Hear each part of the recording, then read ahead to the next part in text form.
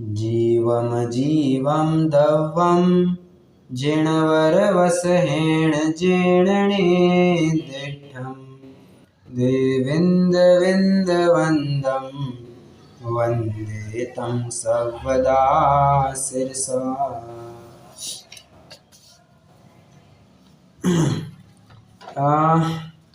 प्रकरण तो वैसे अपन चालू करेंगे ही, बट आगे बढ़ने से पहले मैं कुछ लाइनें पढ़ कर के दिखाना चाहता हूँ आपको। ये मैंने अभी 2-3 दिन पहले 8 नयों के ऊपर 8 लाइनें लिखी थी, दोहा छंद के रूप में लिखी थी। मतलब 8 लाइन में सारे 8 नए मैंने कवर करने की कोशिश की थी, तो मैं थोड़ा आपको सुनाना चाहता हूँ। देखिए आपको कितना योग्य लगता है। मैंने अपने पिताजी को भी दिखाया तो उन्होंने भी कहा ठीक रहा। चलिए सुनिए जरा, और आप नोटिस करते जाइए कि बराबर सब कवर हो रहा है क्या। हाँ, एक आध दूसरा कुछ अवश्य कवर नहीं हो पाएगा क्योंकि वो छंद फॉर्म में लिखा है, तो उसका मैं एक्सप्लेनेशन जरूर दे दूंगा। दोहा छंद है। उपचरित सब संयोग है, कहे न असद्भूत, द्रव्य कर्म अरु देह यह, अनुपचरित असद्भूत। ये लाइन समझ में आ रही है क्या?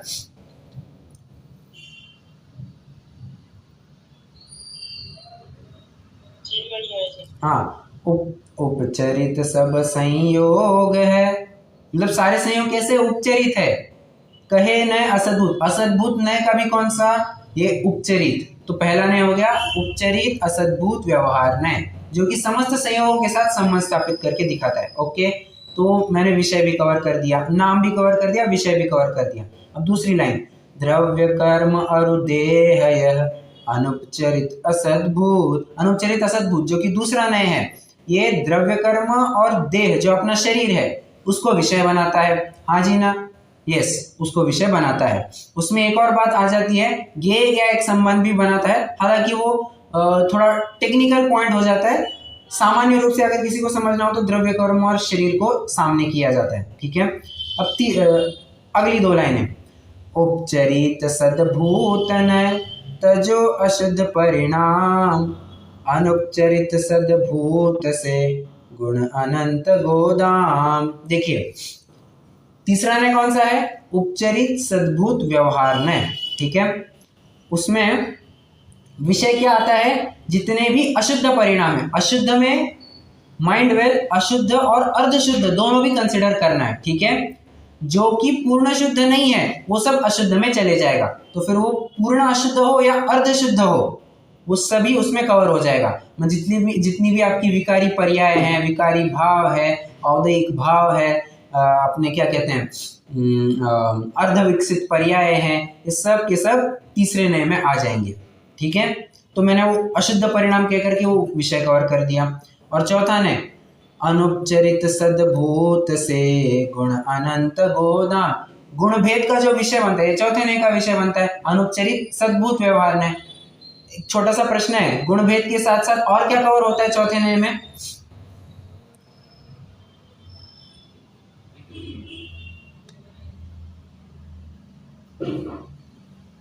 बताएंगे? कर रहे, पूर्ण निर्मल पर्याय भी चौथे नय का विषय बन जाती है। तो यहाँ पे मिसिंग है, मैंने कहा ना आपको एक्सप्लेनेशन दूंगा, तो मैंने उसके साथ जोड़ दिया। ठीक है, अब आगे आप निश्चय नय में एंटर करते हैं। अशुद्ध निश्चय नय कहे यह विकृत आत्म। अब ध्यान रहे, जो तीसरे नय का विषय था उसमें जो पूर्ण विकारी पर्याय थी उसको अगर जीव के साथ अभेद करके दिखाए तो वही 5वां नय का विषय बन जाएगा। तो हम यही तो कहते हैं कि आत्मा में विकृति है, ये तीसरे नय का विषय, और यह आत्मा ही विकृत हो गया है, ये 5वें नय का कथन बन जाएगा।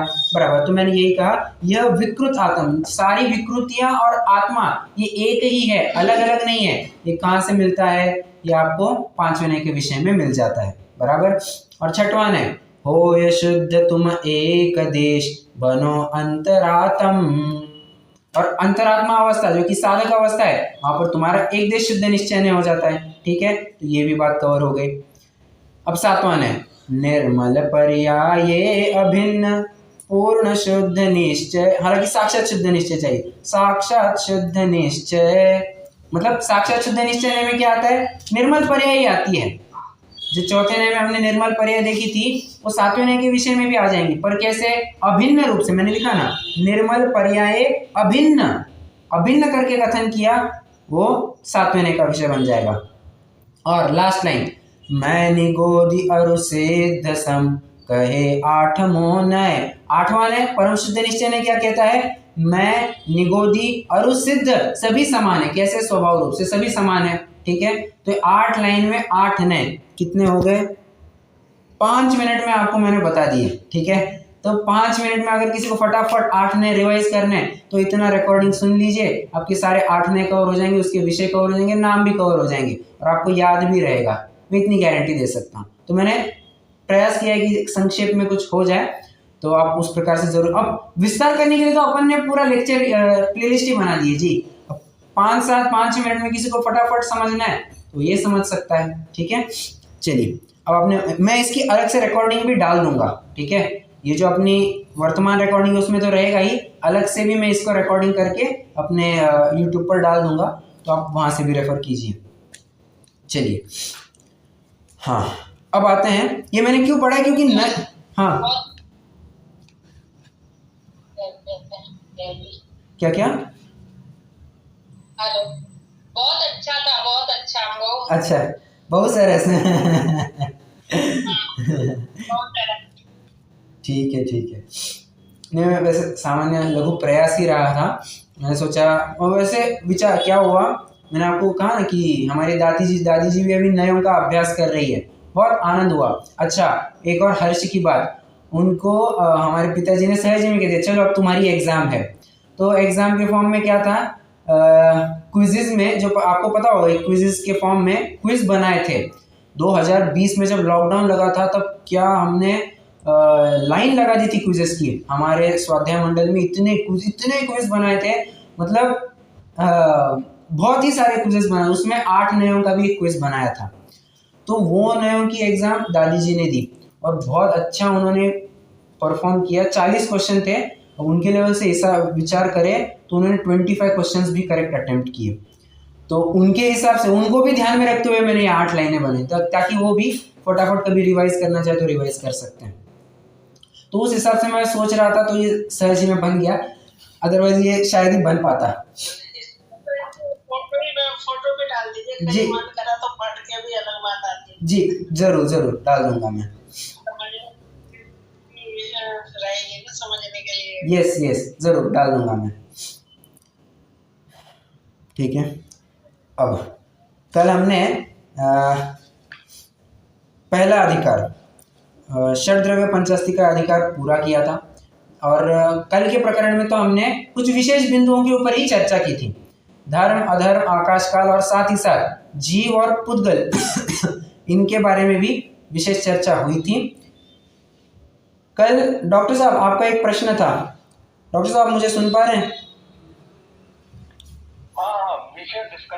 ओके, तो आपका जो प्रश्न था, और एक प्रकार से सभी का ही एक प्रश्न था, कहाँ गया वो, हाँ पेज नंबर 80 पर आ जाइए।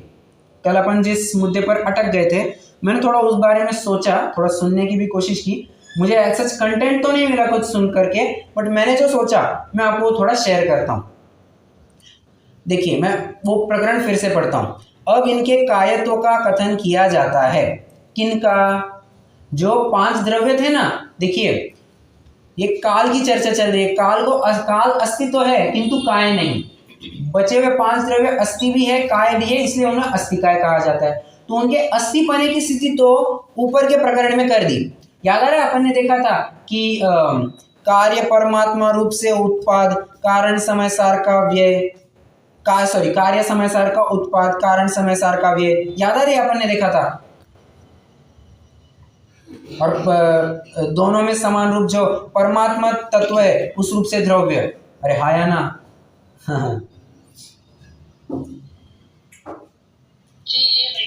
बस, तो उसमें नहीं, कौन सा पेज बताया? 79 80, 79 और 80 नंबर का पेज है। सुनिए आप अभी तो, अब पेज नंबर पे मत जाइए, अभी तो बस सुनिए। तो हमने ये प्रकरण देखा, उसमें क्या सिद्ध किया था कि जीव आदि जो 5 द्रव्य है वे अस्थि है।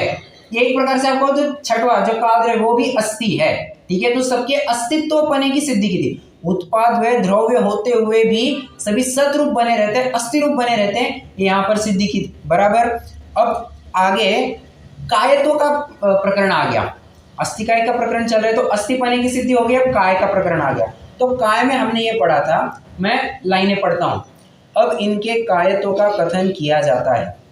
जिस प्रकार बहुत प्रदेशों के समूह को देखकर शरीर को काय कहा जाता है, उसी प्रकार अनंत ज्ञानादि गुणों के आधारभूत लोकाकाश प्रमाण असंख्य शुद्ध प्रदेशों का समूह देखकर मुक्तात्मा में कायत्व कहा जाता है। ठीक है, देखिए यहाँ पर कायत्व जो अपन अस्थि काय कह रहे हैं ना, उसमें से कायत्व को सिद्ध कर रहे हैं। पहले तो पुद्गल के ऊपर घटित किया। ये आप नोटिस करते आ रहे होंगे कि जीव और पुद्गल इनका बराबर उदाहरण दिया जा रहा है। तो पहले पुद्गल के ऊपर घटित किया। कहते हैं जिस प्रकार बहुत प्रदेशों के समूह को देखकर शरीर को काय कहा जाता है। ठीक है,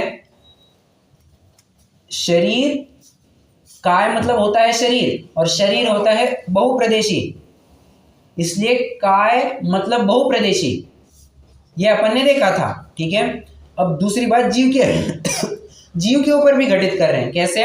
अनंत ज्ञानादि गुणों के आधारभूत लोकाकाश प्रमाण असंख्य शुद्ध प्रदेशों का समूह देखकर मुक्तात्मा में कायत्व कहा जाता है।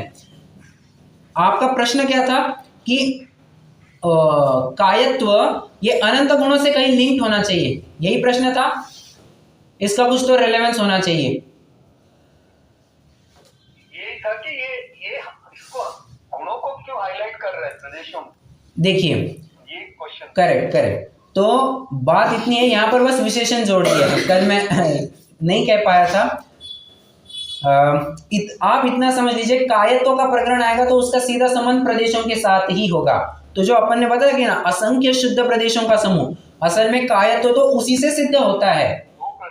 हाँ, जो बहुप्रदेशी पना है वो तो असंख्य शुद्ध प्रदेशों का समूह इस पद से ही सिद्ध होता है। बस वो सिद्ध अवस्था में भी कैसे लागू होता है, तो उन्होंने कहा कि अनंत ज्ञानादि गुण वहां पर प्रकट हो गए ना, तो वो कहां पर पाए जाएंगे? वो उन असंख्यात प्रदेशों में ही पाए जाएंगे। बस वो वहां पर जोड़ करके उन्होंने बता दिया। देखिए आगे जो मुक्त, राइट, जो आगे लिखा है ना मुक्त, एक मिनट, जो आगे लिखा है ना मुक्तात्मा में, तो मुक्तात्मा में कुछ तो विशेष बताए। तो विशेष क्या बताए? अनंत ज्ञानादि गुणों के आधारभूत, ये उनकी एक विशेषता बता दी। बस इतनी सी बात है।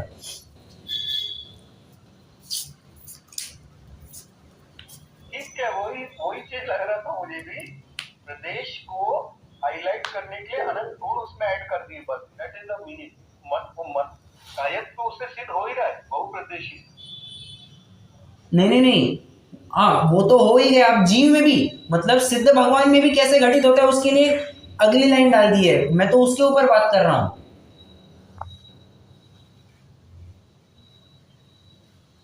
बहुप्रदेश से बहुप्रदेश और समूह मुक्तात्मा में काय कहा जाता है, वो तो हो गया।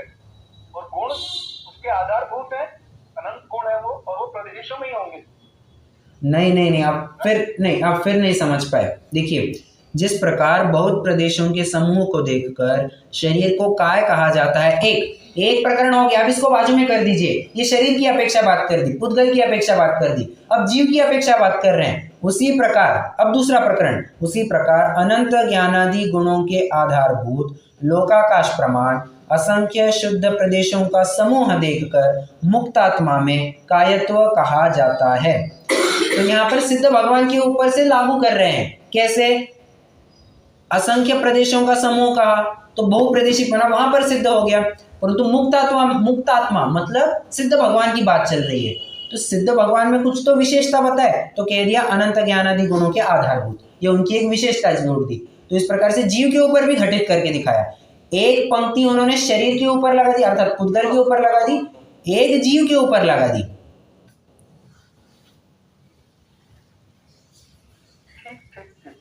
सबको क्लियर हो रहा है क्या? कंफ्यूज नहीं हो जाना इसमें। कल मैं हो गया था कंफ्यूज, आपने यहाँ कंफ्यूज नहीं होना है अभी। जी भैया। ओके ठीक है। अब इसमें एक और विषय, हाँ बोलिए बोलिए। एक्चुअली मैं जो इसको कल भी थोड़ा सा ये समझ रहा था, जो मेरे को थोड़ी बहुत समझ आई हाँ कि ये तो क्लियर है, लोकाकाश प्रमाण उत्तर प्रदेशों का समूह, और उसमें इसको हाईलाइट कर दिया कि उन प्रदेशों में अनंत ज्ञानादि गुणों का आधारभूत है वो प्रदेश, लोकाकाश प्रमाण। हाँ ये समझ में आ गया था, लेकिन हम उसको मतलब ये समझ नहीं पा रहे थे कि इसमें ऐड क्यों किया गुण को। हाँ क्लियर है अभी? वो जीव की अपेक्षा बात बताने के लिए उन्होंने ऐड कर दिया।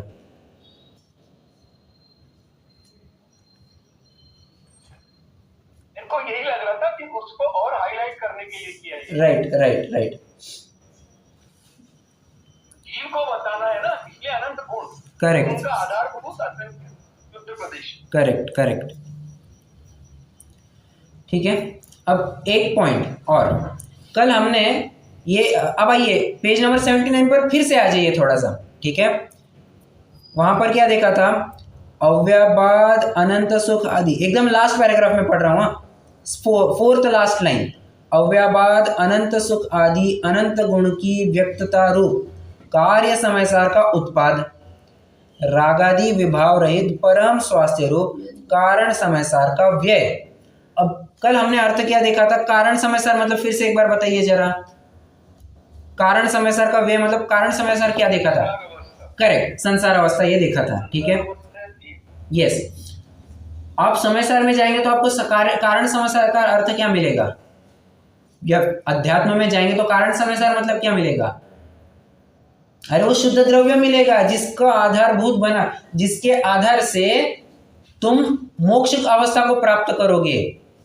वो जीव तत्व की बात चल रही है, या जीव तत्व कहने की भी अपेक्षा, नव तत्व गतत्वेपि यदेकत्वम न मुंचति, और नव तत्वों में छिपी हुई आत्म ज्योति की बात चल रही है। तो कारण समयसार का अध्यात्म में वो अर्थ किया जाता है। ध्यान रखना, प्रकरण टू प्रकरण कारण समयसार का अर्थ भी बदलते जाएगा। यहाँ पर कारण समयसार का अर्थ अनंतर पूर्व क्षणवर्ती पर्याय जो कि संसार अवस्था है उस रूप में अर्थ लेना है, और कहीं कहीं आपको स्वभाव रूप से अर्थ लेना है। ये समझ में आया, दो अर्थ समझ में आए।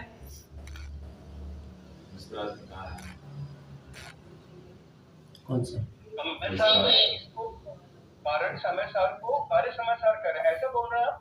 नहीं नहीं नहीं, अध्यात्म में कारण समयसार का अर्थ स्वभाव, जो शुद्ध स्वभाव है उसकी बात की जाती है, जो सभी में पाया जाता है, 8वें नय का विषय।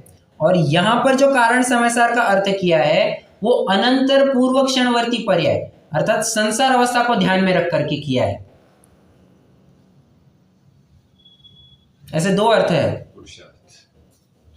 पुरुषार्थ भी कह सकते हैं आप।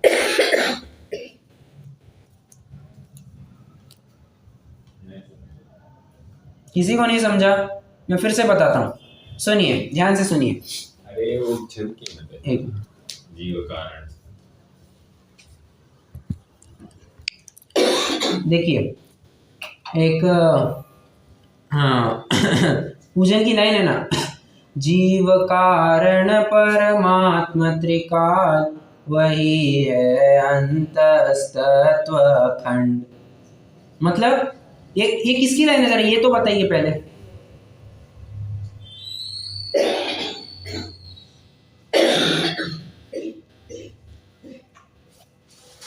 पूजन नहीं पढ़ी क्या किसी ने?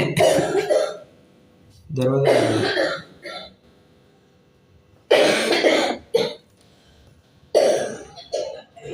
आवाज आ रही है मेरी? किनकी?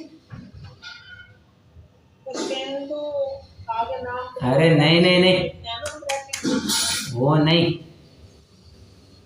जीव कारण परमात्म त्रिकाल वही है अंतस्तत्व खंड। अरे ऐसी धुन में गाने वाली प्राय एक ही पूजन होती है, जयमाला होती है। ये युगल जी की जो सिद्ध पूजन है ना उसकी जयमाला है ये,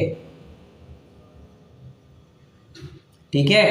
तो अरे आप पूजन करते हैं मंदिर में जाते हैं तो इतना तो याद होना ही चाहिए। युगल जी की जो सिद्ध पूजन है उसकी जयमाला है। तो उसमें बात क्या है, मैं बोल क्यों रहा हूं उतना, जीव कारण परमात्मा त्रिकाल, कारण परमात्मा मतलब वहां पर कारण परमात्मा कहाँ है, अर्थात वहां पर स्वभाव की बात चल रही है, ध्यान से समझना, वहां पर स्वभाव की बात चल रही है। यहां पर जो कारण समयसार लिखा है, यहाँ पर कारण समयसार मतलब क्या, अनंतर पूर्व क्षणवर्ती पर्याय, यहाँ पर पर्याय रूप से बात ली है, वहां पर ध्रुव स्वभाव रूप से बात ली है। इतना अंतर आपको समझना चाहिए। अब समझा अंतर जी भैया। सबको? यहाँ पे ये पर्याय रूप में बता रहे हैं, ऐसा बोल रहे हैं आप? यस यस, कारण समय और पर्याय रूप से, समय था वो क्या?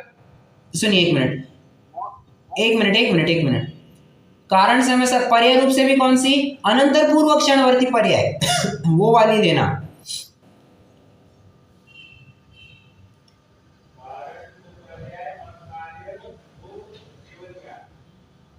मुझे ऐसा ध्यान आ रहा है, आपको ध्यान होगा कि मैंने आपसे बोला था आपके फादर ने कुछ ये मतलब 5 समवाय और इसके ऊपर एक वो किया था, बराबर, मैंने आपसे मांगा था, आपने भेजा था ये मुझे अब याद आ रहा है, अनंतर पूर्वी ये जो बोला, हाँ राइट पर्याय पुरुषार्थ और ऐसा कुछ था उसमें, स्वभाव पुरुषार्थ, करेक्ट, भव्यत्व, काल लब्धि और निमित्त। यस, भव्यत्व नहीं भवितव्यता, षटकारक का भी, हाँ भवितव्य, करेक्ट, और वो षटकारक अलग से इसमें मतलब दूसरे साइड में ऐसा कुछ है, बराबर। अनंतर पर्याय वगैरह। तो अनंतर पूर्व क्षणवर्ती पर्याय कहाँ पर आएगा, ये तो पुरुषार्थ में आएगा, कारण में भी कारण है, क्योंकि उस वो कारण हुए बिना अगली पर्याय कार्य रूप हो जाएगी, समझे क्या, पिछली पर्याय कारण, अनंतर पूर्व क्षणवर्ती पर्याय कारण और अगली पर्याय कार्य हो गई, समझ में आया। पिछली पर्याय में पुरुषार्थ किया इसलिए अगली पर्याय में फल मिला, ये समझा। सिंपल सी बात कहूं, यहाँ पर कारण समयसार मतलब पर्याय रूप से लेना है, और जब अध्यात्म में पढ़ते हैं, समयसार आदि ग्रंथों में पढ़ते हैं, वहां पर कारण समयसार का अर्थ आपको त्रिकाल शुद्ध 8वें नय का विषय ये लेना है।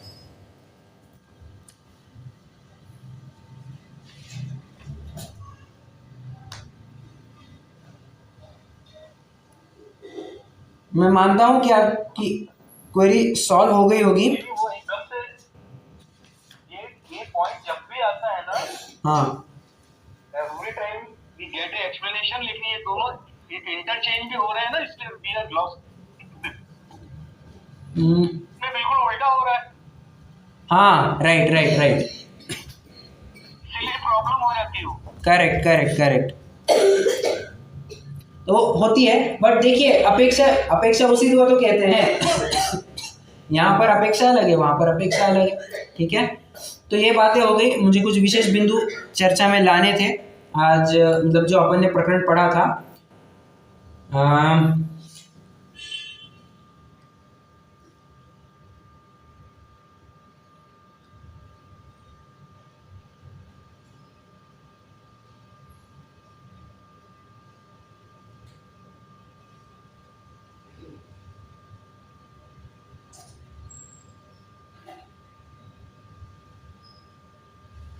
ठीक है,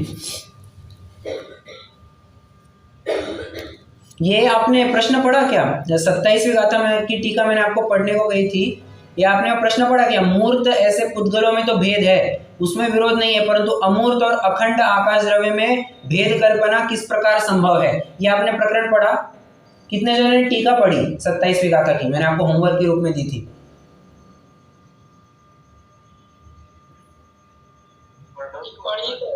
पढ़ी ना, या आपको समाधान समझ में आया क्या?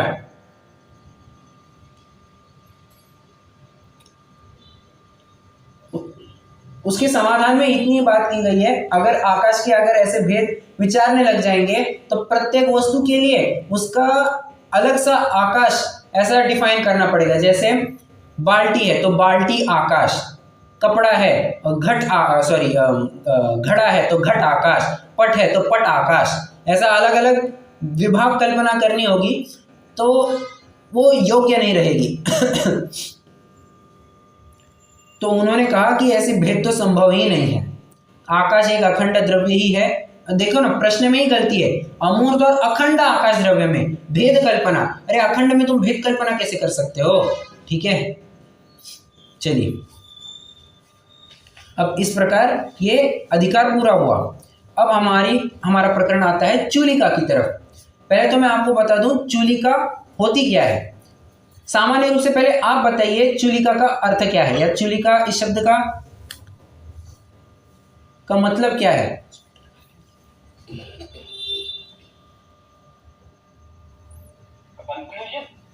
नहीं, हाँ कह सकते हैं, एक प्रकार से कह सकते हैं कंक्लूजन। आपने ये शब्द कहाँ सुना है? और चूलिका या चूल, ये शब्द कहाँ सुना है? चूल बांग्ला का शब्द है क्या? बांग्ला का क्या शब्द है? प्रवचन सार में है। क्या करके? प्रवचन सार में क्या करके आया है?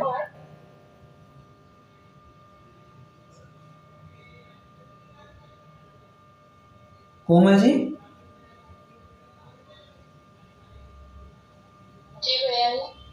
चरण अपना नाम ही बता दिया मैंने।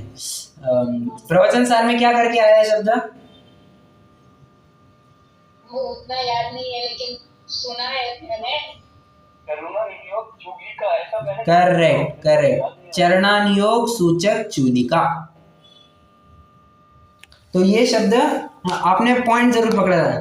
देखिए उसमें प्रवचन सार में 3 अधिकार है, या 3 अध्याय कह सकते कुछ भी। तो उसमें तीसरा अधिकार है चरणानियोग सूचक चूलिका। एक है ज्ञेय तत्व प्रज्ञापन, एक ज्ञान तत्व प्रज्ञापन, और एक है चरणानियोग सूचक चूलिका। तो चूलिका ये एक शब्द देख लिया। और आपने कभी ये सुना होगा मंदिर जी बांधा है, ठीक है, मंदिर का निर्माण कर लिया, तो जब तक उस पर कलश नहीं चढ़ जाता तो मंदिर पूरा हुआ ये कहते हैं क्या? जब तक कलश नहीं चढ़ता, उसी को एक और शब्द है चूलिका नहीं चढ़ जाती, चूल नहीं चढ़ जाता, तो मंदिर पूर्णता को प्राप्त नहीं होता है। ठीक है, और एक है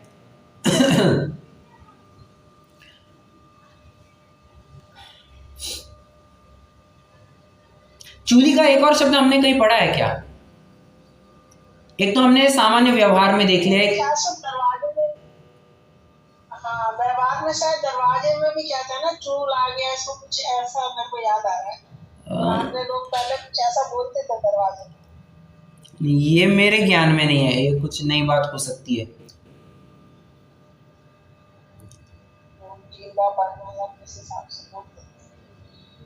नहीं, अब ये सच में नई बात होगी, ऐसे दरवाजे पर कुछ रखते होंगे, वो मैं नहीं जानता।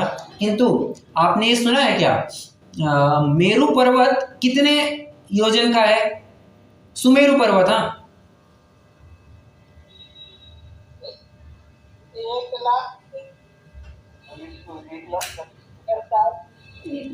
1,40,000 क्या? नहीं नहीं नहीं नहीं, 1,40,000 योजन। ठीक है, 1,40,000 नहीं, 1,40,000 योजन। ठीक है, मतलब 1,000,040। ख्याल में आ रहा है? प्रश्न है वो 40 योजन काय के हैं? वो 40 योजन काय के हैं? करेक्ट, 40 योजन की वहां चूलिका है। मैं तो आपको ये बता रहा हूँ कि चूलिका ये शब्द कहाँ प्रयोग किया है जिनागम में। एक तो सबसे पहले आपने देख लिया कि प्रवचन सार में है चरणानुयोग सूचक चूलिका। एक तो और अपन ने अर्थ देख लिया कि सामान्य व्यवहार में जहाँ मंदिर के ऊपर कलश चढ़ाया जाता है उसे भी चूल या चूलिका कहते हैं। ठीक है, अब तीसरा जो अपन कर्णानुयोग में पढ़ते हैं, सुमेरु पर्वत 1,40,000 योजन की ऊंचाई है उसकी, और सॉरी इतना लंबा है। तो 40 योजन क्या रिप्रेजेंट करता है? वो चूलिका की हाइट है। ठीक है, चूलिका मतलब एक प्रकार से वहां पर भी कलश, ऐसा ही समझना, एकदम टॉप पे है। अब यहां पर क्या अर्थ लेना जी? चूलिका का एक और अर्थ बन सकता है, जैसे डॉक्टर साहब आपने कहा कंक्लूजन। अब वो कंक्लूजन किस रूप से हो सकता है, तो कहते हैं कंक्लूजन या तो हम कुछ कही हुई बात को फिर से कहेंगे। कंक्लूजन में होता क्या है, जो भी बातें कही उसको समराइज किया जाता है, संक्षिप्तीकरण किया जाता है, ठीक है। और एक और बात, उसमें हम कुछ नई बात भी डाल सकते हैं। और तीसरी बात, जो कही हुई बात है उसके बारे में भी एक नई बात डाल सकते हैं। देखिए आप आइए पेज नंबर 91 पर आ जाइए, आपको चूलिका का अर्थ पढ़ाता हूं मैं। पहले संस्कृत से पढ़ते हैं तो आपको विशेष ख्याल में आएगा। देखिए पेज नंबर 91 अपना बृहद्रव्य संग्रह। चूलिका शब्दार्थः कथ्यते। अब चूलिका इस शब्द का अर्थ कहते हैं। चूलिका विशेष व्याख्यानम अथवा उक्तानुक्त व्याख्यानम उक्तानुक्त संकीर्ण व्याख्यानम चेति। क्या कहते हैं, चूलिका मतलब क्या, विशेष व्याख्यानम, जो हमने अभी तक कहा उसको समराइज करते हैं, या अथवा उक्तानुक्त व्याख्यानम मतलब क्या, कथन किए गए विषय में अकथित विषय का व्याख्यान करते हैं। मतलब जो हमने मान के चलिए हमने जीव इस द्रव्य के बारे में बात की, तो जीव के हमने 9 अधिकार गिने, ये सब गिना दिया। अब उसमें भी कुछ और ऐड करना है क्या, तो कुछ ऐड करना होगा तो हम वो कहेंगे। या फिर कर्ता इस पद के बारे में हमने कुछ और ऐड करना है तो वो भी यहाँ पर ऐड कर दिया जाएगा।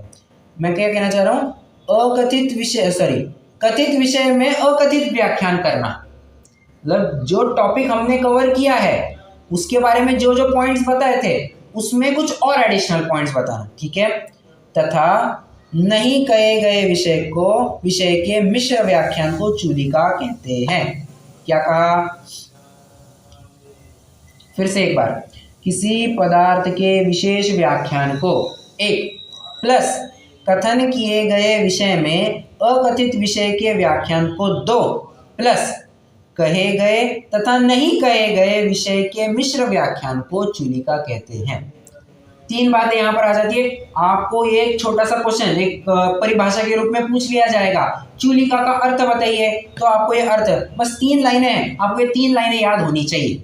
आपको मैंने अर्थ भी बता दिया, एक तो कथित, एक अकथित और एक कथित विषय के बारे में फिर से एक पदार्थ का विशेष व्याख्यान, दूसरा कथित विषय के बारे में अकथित व्याख्यान, और तीसरा कथित अकथित इनका मिश्र व्याख्यान। इस प्रकार से 3 बातें यहाँ पर इन तीनों के मिलाप को चूलिका कहते हैं। अब चूलिका में यहाँ पर क्या बताया गया है, ये अपन 1 2 3 4 और लगभग 5, ये जो 5 पेजेस का कंटेंट है आपको मैं आधे पेज में कवर करवा दूंगा। कैसे, आपको बनाना है एक चार्ट, ठीक है। वैसे चार्ट अपन बना चुके हैं बट फिर भी अब प्रकरण आया है और आप हेडिंग डाल दीजिए चूलिका का संक्षिप्तीकरण, बस आपका फटाफट हो जाएगा। आपको बनाने हैं 7 कॉलम, आपको 7 कॉलम बनाने हैं। पहले कॉलम का टाइटल देंगे अंतर का बिंदु, अंतर का बिंदु, ये पहले कॉलम का टाइटल देंगे। फिर बचे हुए जो 6 कॉलम है उसमें प्रत्येक द्रव्य का नाम लिखेंगे, जीव, पुद्गल, धर्म, अधर्म, आकाश, काल। सभी जन चार्ट बना रहे हैं और यहां तक हो गया बना करके।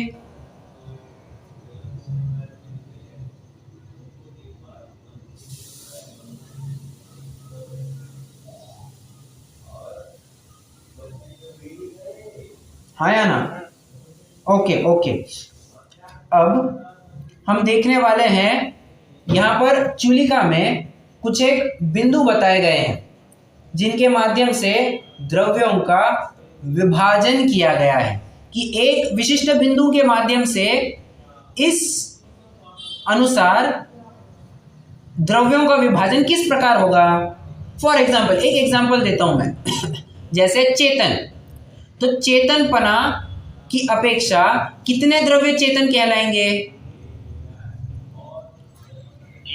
जीव। तो बस जीव के आगे एक टिक मार्क लगेगा, मतलब अंतर के बिंदु में पहला नंबर आएगा चेतन का और उसके सामने सिर्फ जीव, इसके आगे टिक मार्क लगेगा। इसका मतलब क्या हुआ, सिर्फ जीव यही एक द्रव्य चेतन है, बाकी सब अचेतन है। ठीक है, ये इसका अर्थ बनता है। ये आपको फॉर्मेट समझ में आया, किस प्रकार आगे बढ़ने वाले हैं? ओके,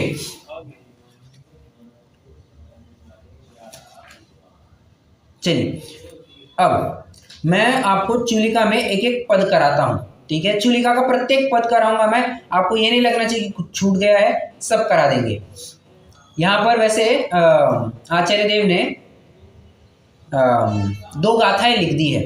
ठीक है, उन 2 गाथाओं के आधार से उन्होंने हर गाथा में किन्हीं पदों का जिक्र किया है, तो उनके आधार से अपन विभाजन देखने वाले हैं। सबसे पहला, अब आपको ग्रंथ में बिल्कुल भी नहीं देखना है।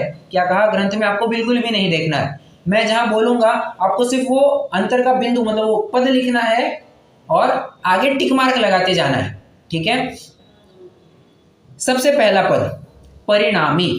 ठीक है, तो परिणामी की अपेक्षा परिणाम किस में होता है, तो कहते हैं परिणाम या विशेष परिणाम अगर कहे तो जीव और पुद्गल में ही होता है। तो पहला नंबर लिखेंगे परिणाम, तो पहला क्या लिखा आपने, परिणामी। आप चाहे तो परिणामी के ब्रैकेट में लिख सकते हैं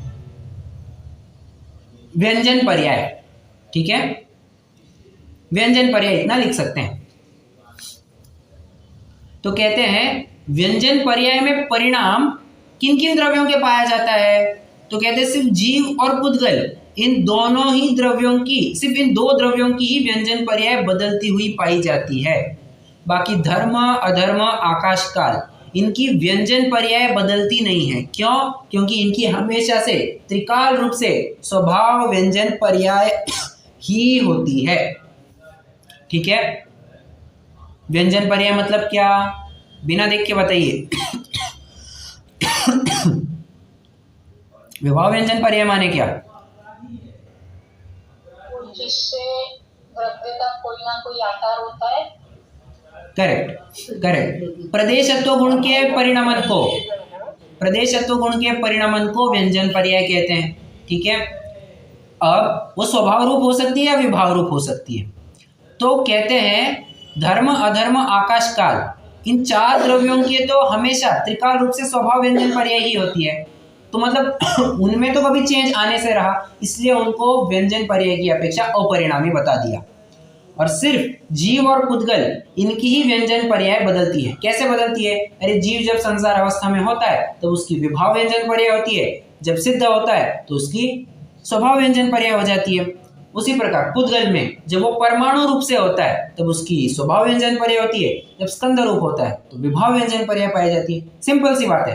कहने का निष्कर्ष इतना ही है, मैं एक्सप्लेनेशन भी दे रहा हूँ साथ में, आपका एक लाइन में लिख करके हो गया होगा, बट मैं एक्सप्लेनेशन भी दे रहा हूँ। कहने का तात्पर्य यही है कि व्यंजन पर्याय में बदलाव सिर्फ जीव और पुद्गल इन 2 द्रव्यों में ही संभव है, बाकी द्रव्यों में व्यंजन पर्याय का बदलाव नहीं होता। इसलिए परिणामी ये सिर्फ 2 द्रव्य है, स्वभाव मतलब व्यंजन पर्याय अपेक्षा जीव और पुद्गल। ठीक है, अब नंबर 2, अब दूसरा नंबर है जीव। जीव मतलब चेतना, जीव मतलब क्या लेना है, चेतना। तो चेतन कौन है, तो चेतन अब आप बताइए, जीव है, सिर्फ जीव है।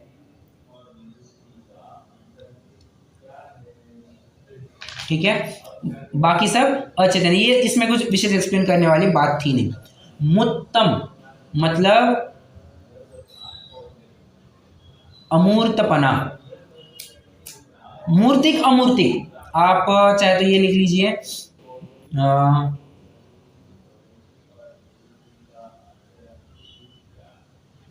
मुत्तम मतलब होता है मूर्तिक, ये लिखिए, मूर्तिक लिखिए, अमूर्तिक मत लिखिए, मूर्तिक लिखिए। तो मूर्तिक कौन सा द्रव्य है, पुद्गल। तो सिर्फ पुद्गल के आगे टिक लगेगा, बाकी सारे कॉलम्स ब्लैंक रहेंगे। देखिए ये आप जब भी आपको फिर ये इसके बाद चुलिका पढ़ने की बिल्कुल भी जरूरत नहीं है, ये एक बार चार्ट एट अ ग्लांस आपको सब रिवाइज करा देगा और आप इतना जनरल सेंस तो प्रत्येक जैन व्यक्ति रखता ही है कि अंतर का बिंदु होगा तो कौन सा विभाजन किस प्रकार होगा, मतलब कौन सा द्रव्य किस विभाजन में जाएगा, इतना तो हम सब आसानी से समझते ही है। तो बट मैं आपको बस ये समराइज करके दे रहा हूँ, ठीक है। कितने हो गए? 3 हो गए। अब चौथा सपदेशम।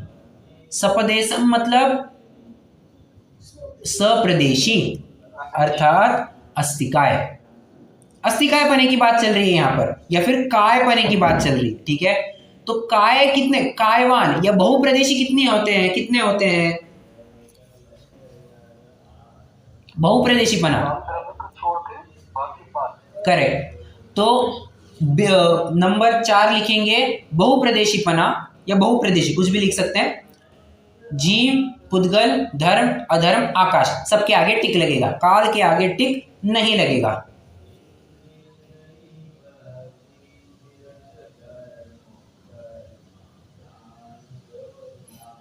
ठीक है। अब नंबर 5 एय। एय मतलब होता है एक। ये हमने कहां पर पढ़ा? एय मतलब एक होता है। समय सर की तीसरी गाथा एय तणे इच्छा गदो, आ रहा है ख्याल में? तो एय मतलब होता है, प्राकृत के शब्द होते हैं जो आपको हर जगह सेम ही मिलेंगे। एय मतलब होता है एक। तो संख्या की अपेक्षा एक कौन कौन से द्रव्य हैं? तो आप नंबर 6 लिखेंगे, नंबर 6 ही है ना, नंबर 5 सॉरी, नंबर 5 लिखेंगे एक, धर्म, अधर्म, आकाश, बस ये 3 ही एक की कैटेगरी में आ जाएंगे। जीव है अनंत, पुद्गल है अनंत अनंत, काल है असंख्यात। संख्या संख्या हो गई कवर 5 पॉइंट हो गए। अब 6 खेत। खेत मतलब होता है क्षेत्र, ठीक है। क्षेत्रवान कौन कौन है? तो कहते हैं एकमात्र आकाश द्रव्य ही क्षेत्रवान है, बाकी सब 5 द्रव्य अक्षेत्र है। अक्षेत्र कैसे कहा? अरे और आकाश द्रव्य को क्षेत्रवान क्यों कहा? क्योंकि वो सबको अवगाहना देने में निमित्त है, बस इतनी सी बात है। क्षेत्र का पॉइंट हो गया। यहां तक हो गए क्या सभी के? 6 पॉइंट हो गए सभी के? ओके, सभी जन कहिए। हाँ, सिर्फ डॉक्टर साहब रिप्लाई दे रहे हैं।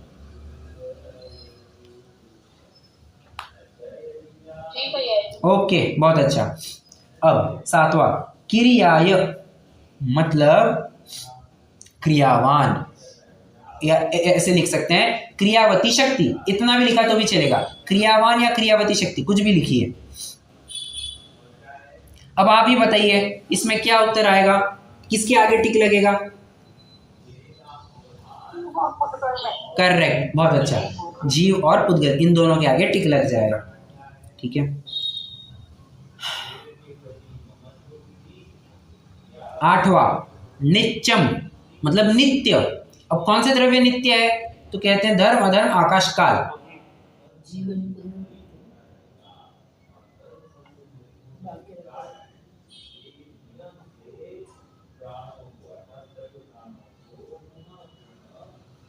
देखिए, अब यहां पर भी थोड़ी अपेक्षा डाली है इन्होंने।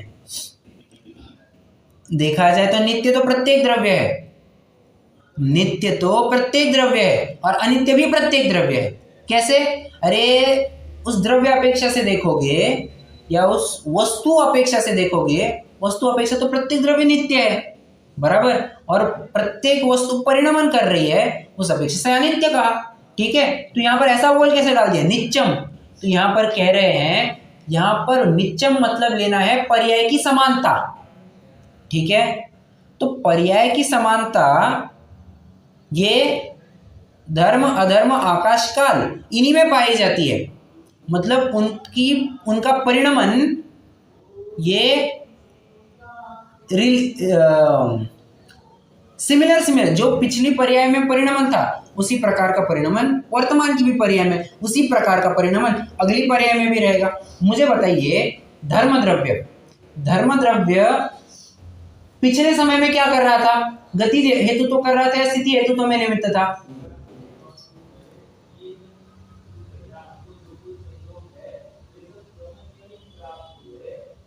एक ही काम है, स्वभाव उसमें रहेंगे ना, स्वभाव पर।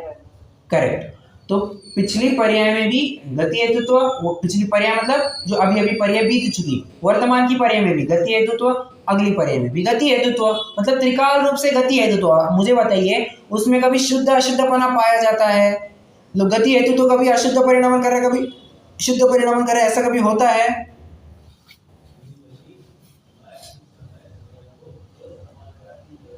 चारों में तो नहीं होगा। नहीं होगा। तो धर्म में भी नहीं होता, अधर्म में भी नहीं होगा, आकाश में भी नहीं होगा और काल में भी नहीं होगा। इस अपेक्षा तो पर्याय नित्यम मतलब क्या है? यहाँ पर पर्याय की समानता लेना। पर्याय की समानता क्या लिखा है यहाँ पर मैं आपको बताऊं तो भी मुख्य रूप से उनमें विभाव व्यंजन पर्याय का अभाव होने से, उनकी विभाव व्यंजन पर्याय ही नहीं होती है, ठीक है। उनकी विभाव व्यंजन पर्याय नहीं होती है। अब विभाव व्यंजन पर्याय उनकी हमेशा स्वभाव व्यंजन पर्याय होती है रे बाबा, उनका आकार नहीं बदलता है, तो इस अपेक्षा से आप नित्य कह सकते हैं। ओके, इसी के लिए हमने जीव और पुद्गल के लिए एक क्या, हाँ वही तो कह रहे हैं, वैसे तो सभी नित्य है और वैसे तो सभी अनित्य है। बस विभाव व्यंजन पर्याय को अगर आप मुख्य करेंगे या फिर व्यंजन पर्याय को मुख्य करेंगे तो नित्यपना ये सिर्फ धर्म अधर्म आकाशकालीन में पाया जाएगा। अब यही मुद्दा हमने जीव और पुद्गल में भी देखा था, व्यंजन पर्याय की अपेक्षा वे परिणामी है, ये नित्य है। जो पहला पॉइंट लिखा था ना हमने परिणामी, वो भी व्यंजन पर्याय अपेक्षा लिखा था, यहाँ पर भी नित्यम लिखा है, ये भी व्यंजन पर्याय की अपेक्षा लिखा है, तो मतलब को रिलेट कर सकते हैं आप इनको, ठीक है। अब अगला कारण, अरे मैं वही तो कह चुका हूँ, प्रत्येक द्रव्य नित्य और प्रत्येक द्रव्य अनित्य है, परंतु यहाँ पर व्यंजन पर्याय की अपेक्षा बात चल रही है, ठीक है। अब अगला कितने हो गए? यहाँ पर 8 हो गए, अब 9वां कारण। तो देखिए यहाँ पर कारण के आगे पुद्गल धर्म अधर्म आकाश काल, इन सब के आगे टिक लगेगा, जीव को अकारण कहा जाएगा। ऐसा कैसे? जीव को अकारण कहा और पुद्गल धर्म अधर्म आकाश काल को कारण कहा, ऐसा कैसे? अरे मुझे बताइए, जीव की वजह से पुद्गल धर्म अधर्म आकाश काल को ऐसा क्या फायदा मिलता है? कुछ मिलता है फायदा?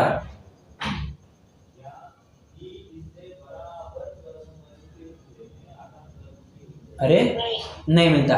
तद विपरीत पुद्गल धर्म अधर्म आकाश काल, इनकी वजह से जीव को कुछ सहायता मिलती है क्या?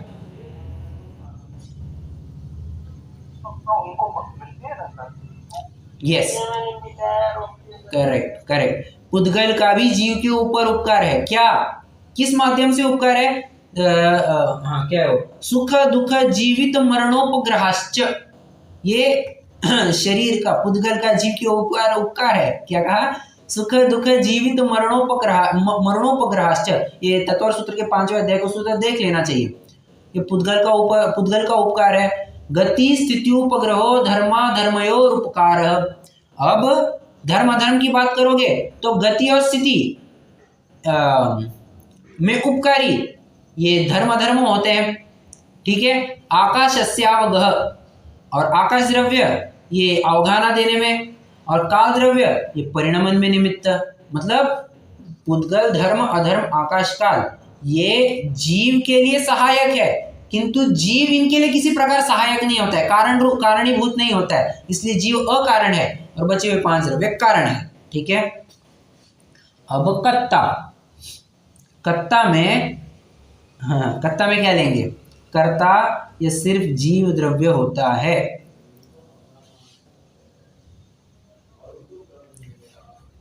परंतु यहाँ पर कर्ता भी किस रूप से लेना? कर्ता में भी वैसे बहुत सारी अपेक्षाएं लगेंगी। 1 मिनट, जरा 1 मिनट।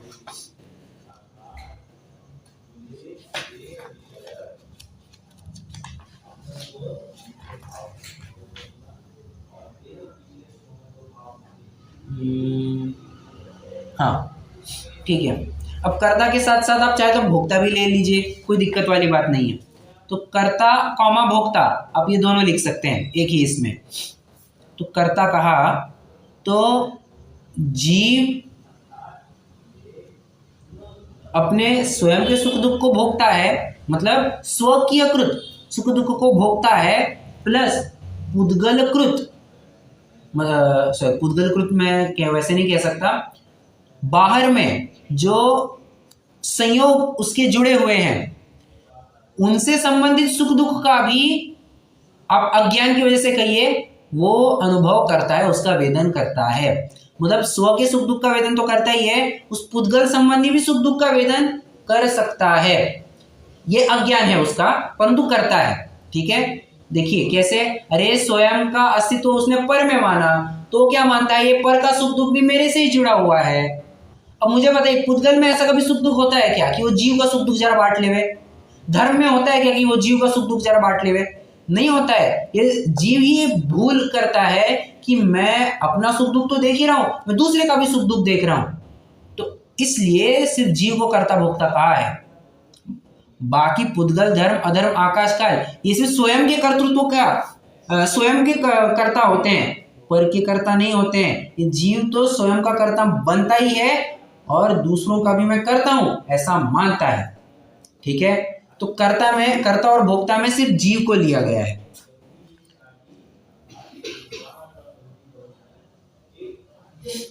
अब सर्वगत में, हाँ बोलिए। जो ये लिखा है वास्तव में पुण्य पाप आदि रूप से अकर्तृत्व ही है, तो वो क्या है? तो वो अध्यात्म की अपेक्षा है। समझा क्या? वहां पर अपन ने देखा था ना, क्या कहते हैं, जब कत्ता का बोल चला था, कर्तापने का बोल चला था, वहां हमने देखा था ना कि जीव तो करता है। अब देखो ना, उसको पहले नए से करता है, दूसरे नए से, पहले नए से संयोगों का करता है, दूसरे नए से शरीर का करता है, तीसरे नए से विकारी परिणामों का करता है, चौथे नए से निर्मल पर्याय का करता है। ठीक है, इस प्रकार से हमने कर्तापना देख लिया था, बहुत कुछ देख लिया था। और अकर्तापना भी 8वें नए से सिद्ध करेंगे। 8वें नए से तो अकर्ता ही सिद्ध होगा, परंतु यहां पर जीव की उस विशिष्ट अवस्था की बात चल रही है, संसार अवस्था की जीव की बात चल रही है।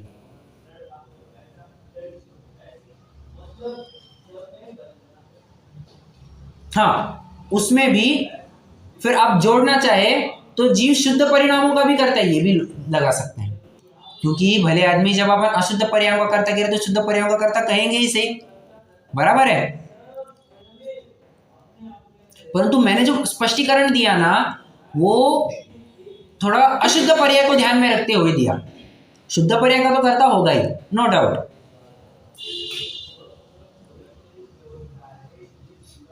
समझाणो कहाँ है?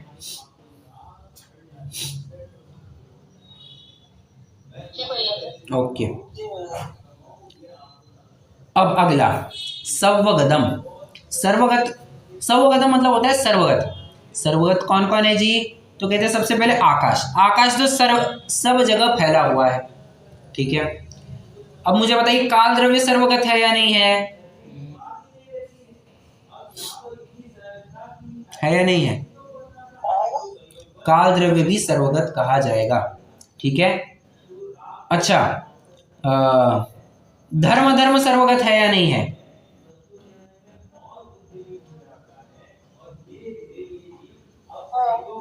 क्यों? करेक्ट, एक अपेक्षा देखा जाए तो सभी धर्म सर्वत्र पाए जाते हैं, जीव भी सर्वत्र पाए जाते हैं। देखिए, जीव, मैं यहां से थोड़ा पढ़ता हूं, लोक और अलोक में व्याप्त होने की अपेक्षा से आकाश सर्वगत कहा जाता है। इसमें किसी को कोई शंका नहीं, वो तो सब जगह व्यापा हुआ ही है। लोकाकाश में व्याप्त होने की अपेक्षा से धर्म और अधर्म द्रव्य सर्वगत। अच्छा, सर्वगत में भी अपेक्षा समझना, सर्वगत तो सभी द्रव्य है, सर्वगत तो सभी द्रव्य है, परंतु किस अपेक्षा से सर्वगत है? आप चाहे तो सर्वगत के लिए एक नया अलग सा नोट डाल दीजिए। ठीक है, आप नीचे एक्सप्लेन कर सकते हैं जीव द्रव्य सर्वगत कैसे है। तो कहते हैं एक जीव की अपेक्षा जब लोक पूर्ण समुद्घात की अवस्था होगी तब वहां पर वो सर्वगत हो जाएगा, मतलब पूरे 3 लोक को व्याप लेगा। और अनेक जीवों की अपेक्षा विचार करोगे तो प्रत्येक प्रदेश पर एक ना एक जीव पाया ही जाता है। सव्वलोके, ऐसा धवला का सूत्र भी है।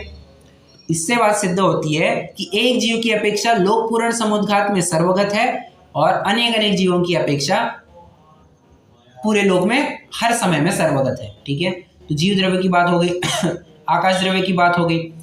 धर्म और अधर्म, धर्म और अधर्म द्रव्य ये लोकाकाश में व्याप्त होने से सर्वगत है, वे बाहर नहीं पाए जाते बट लोकाकाश की अपेक्षा सर्वगत है। अब पुद्गल की बात आती है। पुद्गल की बात है तो लोकव्यापी महास्कंद की अपेक्षा से तो सर्वगत है बट अन्य पुद्गलों की अपेक्षा से सर्वगत नहीं कहला सकता है। फिर से समझना, लोकव्यापी महास्कंद की अपेक्षा से तो सर्वगत है बट अन्य परमाणुओं की अपेक्षा वो सर्वगत नहीं कहा जा सकता। क्यों? कहीं पाए जाते हैं, कहीं नहीं पाए जाते हैं पुद्गल परमाणु, बराबर है। और कालाणु, कालाणु तो प्रत्येक प्रदेश पर पाए जाते हैं तो उस अपेक्षा से भी वो सर्वगत कहे जाएंगे। तो सर्वगत में भी आपको अपेक्षा लगानी कि सर्वगत कैसे, सर्वगत तो सभी द्रव्य है बट कैसे, तो उसके लिए आपको थोड़ा सा ये अलग से डिटेलिंग लिखनी होगी। तो इतना होमवर्क आप जरूर कर दीजिए, मैंने आपको बता दिया है, आपको बस लिखने की बाकी है। ठीक है,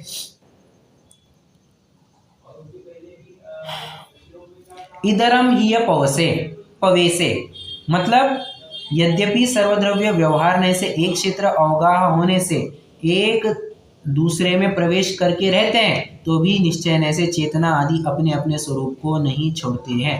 मतलब पवेसे मतलब प्रवेश, इधरम ही इतरों में प्रवेश करना। तो कहते हैं व्यवहार की अपेक्षा एक द्रव्य दूसरे द्रव्य में प्रवेश करता है। निश्चय से देखा जाए तो प्रत्येक द्रव्य अपने प्रदेश में रहता है।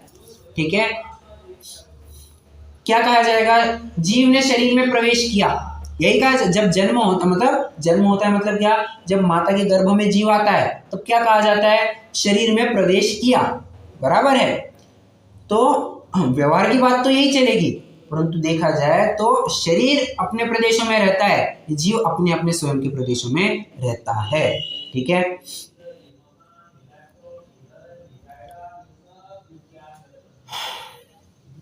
तो ये हो गया आपके पास एक फाइनल चार्ट। इसके आधार से कितने बिंदु हो गए? मैंने गिनती करना बंद कर दी थी बीच में। ये 8 हो गए, ये 9, 10, 11, 10, 11, 12। ठीक है, 11, 12 किसी का आगे पीछे हो गया रहेगा। एनीवे, तो ये बिंदुओं के माध्यम से हमने 6 द्रव्यों का विभाजन देख लिया। ठीक है, अब ये एक प्रकरण पूरा हो सकता है, मतलब चूलिका का एक प्रकरण यहाँ पर पूरा हो जाता है। ठीक है, अब एक छोटी सी लाइन खींच सकते हैं और दूसरा लिख सकते हैं। अब हेय उपादेय का हमें विचार करना है, या फिर आप यूं कह सकते हैं कि इसी के अंतर्गत आप कंटिन्यू कर सकते हैं। ठीक है, आप चाहे तो जो अपन टेबल बना रहे हैं उसी में कंटिन्यू कर सकते हैं, या अलग से बनाना हो तो अलग से भी बना सकते हैं। मैं कहूंगा कि आप अलग से बनाइए, क्योंकि क्या है उसमें भी थोड़ी सी अपेक्षाएं बनेगी। कौन से द्रव्य हेय है, गेय है, उपादेय है? तो इसमें अपेक्षा एक क्या बनेगी? जीव द्रव्य उपादेय, उद्गल द्रव्य हेय, सॉरी बचे हुए 5 द्रव्य हेय। एक अपेक्षा क्या आई? जीव द्रव्य उपादेय, बचे हुए 5 द्रव्य हेय। ठीक है, हेय क्यों कहा? अरे उनको धारण करके थोड़ी तुम्हारा काम होने वाला है। ठीक है, काम तो तुम्हारा जीव द्रव्य, उस जीव तत्व को क्या पकड़ करके काम होने वाला है, बराबर। तो जीव हुआ उपादेय, बचे हुए 5 द्रव्य हुए हेय। अब अपेक्षा दो ये है कि किसी को हेय के नाम पर, अरे तुम नाम मतलब उनका, वो हेय है हमारे लिए। अरे हेय हुआ तो क्या हुआ? गेय तो है ना तुम्हारे लिए। तो उद्गल द्रव्य उस केस में हेय कहा जाएगा, धर्म अधर्म आकाश काल गेय कहे जाएंगे, जीव उपादेय कहा जाएगा। ठीक है, ये 2 अपेक्षा समझ में आई?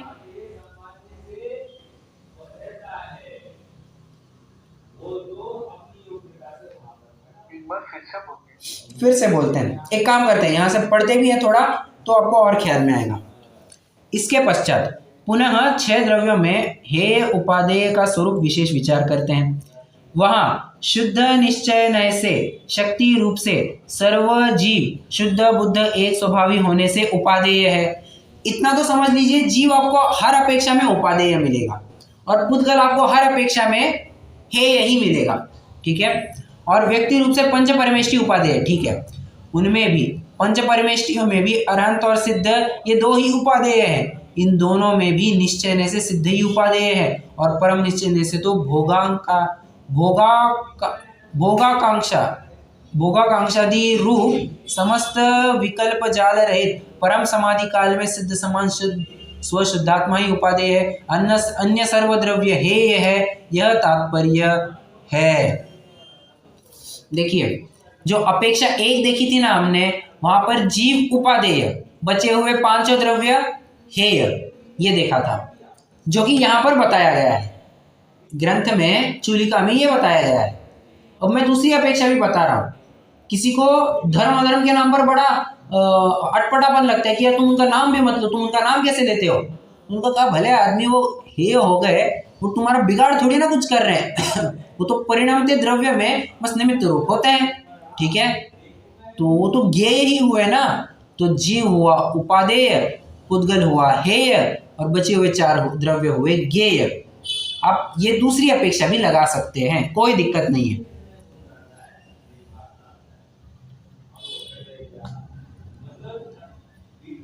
इसमें जो आप एक चीज बोल रहे हैं ना, हाँ उपादेय जीव भी है और हेय में पुद्गल आपकी पांच द्रव्य। हाँ, तो एक तरह से हम लोग ये भी मानते हैं ना कि अपने जीव को छोड़ के बाकी वो जीव भी ये है। एग्जैक्टली। तो उसमें समझिए, उसमें भी समझिए, बाकी के बराबर है, बाकी के जीव मेरे जीव को छोड़ करके बाकी जीव मेरे लिए भी पुद्गल है या अजीब है। पुद्गल के नहीं क्या अपेक्षा, पुद्गल नहीं कहेंगे, अजीब है, तो उसको अजीब की कैटेगरी में डाल दिया ना। मेरे लिए थोड़ी ना कोई मायने रखता है वो, ठीक है। तो वो भी आप लेंगे। अब इसमें एक और महत्वपूर्ण बात आ गई है, शुद्ध बुद्ध एक स्वभाव। इसका अर्थ बताइए। तो शुद्ध मतलब क्या? कहते हैं मिथ्यात्व राग आदि समस्त विभाव रहित होने से आत्मा शुद्ध है।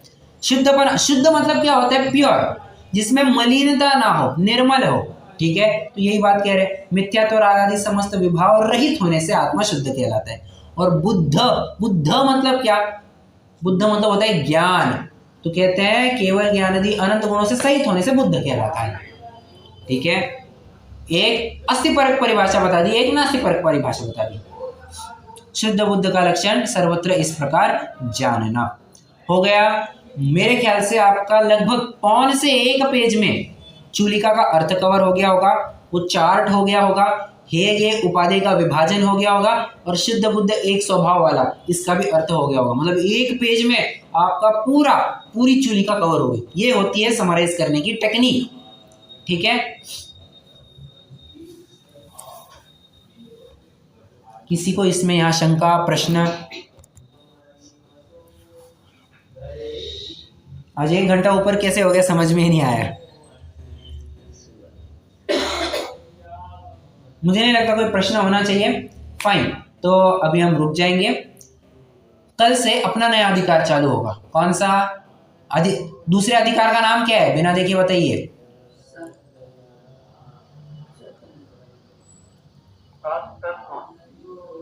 पूरा नाम बोलिए। सप्त तत्व नव पदार्थ अधिकार, ठीक है। 7 तत्व नहीं बोलना, 9 पदार्थ भी जोड़ दिए हैं वहां पर, ठीक है, ठीक है। तो उसकी चर्चा कल से चलेगी। अभी जिनवाणी स्तुति करेंगे।